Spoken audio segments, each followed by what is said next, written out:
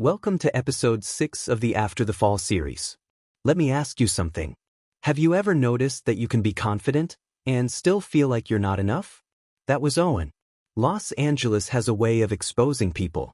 Not loudly, not all at once, but slowly. That morning in Echo Park, Owen wasn't walking with urgency. He was drifting. The kind of drifting you do when your body is moving but your mind is sorting through wreckage. The lake shimmered. Ducks moved with calm precision. Joggers passed him, measuring progress in miles and playlists. Owen wasn't measuring anything. Something inside him had cracked open. Why do I keep getting so close, he asked himself, only to pull away? It wasn't ambition. He had that. It wasn't skill. He had that too. It was something deeper. A few days earlier, someone had sent him an article. Just a link and one line. Thought this might resonate. It did more than resonate. It exposed him. Not your self-confidence. Not your self-esteem. But your self-worth. That line hit differently. Because confidence wasn't Owen's problem.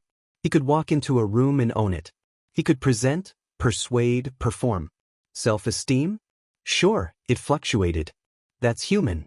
But self-worth? That's the quiet belief that you matter. Not because of your achievements. Not because of your title. Not because of what people say about you, but because you exist.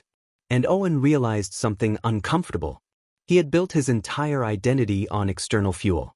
Recognition, results, applause. But what happens when the tank is empty and no one is watching? A voice he'd carried for years whispered again. If you don't succeed, you don't matter. That voice had shaped his relationships, his business decisions, his tendency to pull back right before things became real. He didn't fear failure. He feared what failure would mean about him. That's the difference. When your self-worth is tied to outcomes, every risk feels like a verdict.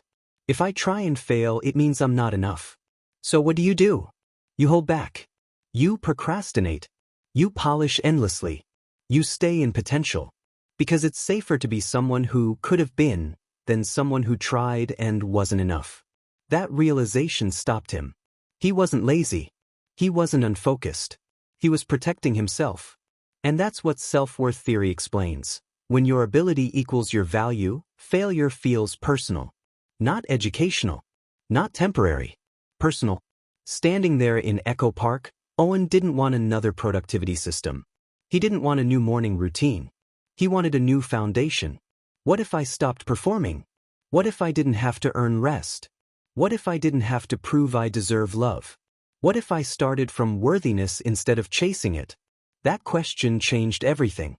Because self-confidence says, I believe I can. Self-esteem says, I feel good about myself. But self-worth says, even if I fail, I am still enough. And that's freedom. For the first time, Owen admitted something out loud. I'm tired. Tired of pretending. Tired of proving. Tired of disappearing. There was no dramatic breakthrough. Just a quiet surrender. Not a plan. A promise. A promise to stop confusing achievement with identity. A promise to risk being seen. A promise to build from worthiness, not toward it. So here's the question for you. If everything external fell away, would you still believe you are enough? That's where rebuilding really begins. Stay tuned for episode 7, where we will talk about letting go of the script that was never yours.